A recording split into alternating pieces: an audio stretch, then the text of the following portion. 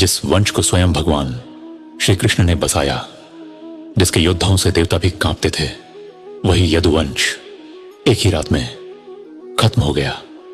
ना कोई बाहरी दुश्मन आया, ना कोई युद्ध छिड़ा। फिर ऐसा क्या हुआ कि अपने ही लोग एक दूसरे के शत्रु बन गए? आज जानिए भागवत पुराण की सबसे रहस्यमय कथा। महाभारत युद्ध के बाद धरती पर शांति लौट आई थी। द्वारका नगरी समृद्ध, वैभव और शक्ति का केंद्र बन चुकी थी।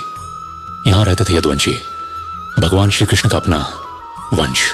उनके पास धन था, सेना थी, पराक्रम था और सबसे बड़ी बात, स्वयं श्री कृष्ण का साथ था।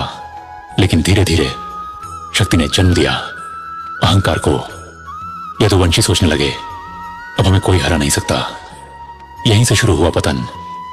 एक दिन कुछ महान ऋषि द्वारका आए। यदुवंश के युवराजों ने मजाक करने की सोची।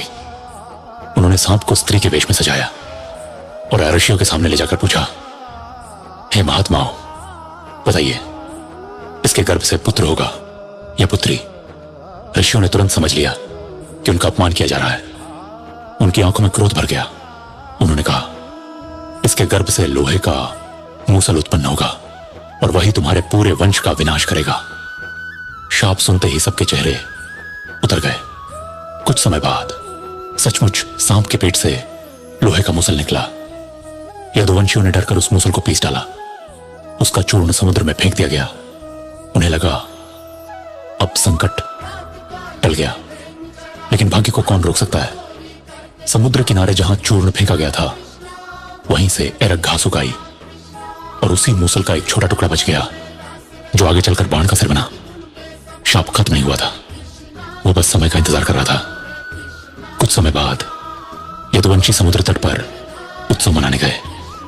वहां मदिरा पी गई, हंसी मजाक शुरू हुआ। फिर पुराने विवाद जाग उठे, बात बढ़ी और क्रोध में बदल गई। तभी उन्होंने पास की एरक घास उखाड़ी, लेकिन जैसे ही घास हाथ में आई, वह लोहे के डंडों में बदल गई और फिर शुरू हुआ भयानक संहार। भाई ने भाई को मारा, मित्र ने मित्र को। जिस वंश को कोई शत्रु नहीं हरा सका, वह अपने ही हाथों खत्म हो गया। भगवान श्री कृष्ण यह सब शांत भाव से देख रहे थे, क्योंकि वे जानते थे धरती का भार समाप्त हो चुका है। अब उनकी लीला भी पूर्ण होने वाली थी। इसके बाद श्री कृष्ण वन में गए और एक शिकारी के बाण से उनकी अंतिम लीला पूर्ण हुई। द्वारका भी समुद्र में समा गई और इस तरह यदुवंश का अंत हो गया। ये कथा हमें सिखाती है, जब शक्ति के साथ विनम्रता ना हो, जब धन के साथ संस्कार ना हो, जब अहंकार बढ़ जाए, तो विनाश बाहर से नहीं, अपने ही घर से शुरू होता है। जय श्री कृष्ण। अगर आप भी मानते हैं कि अहंकार विनाश का कारण है, तो कमेंट में लिखिए, जय श्री कृष्ण।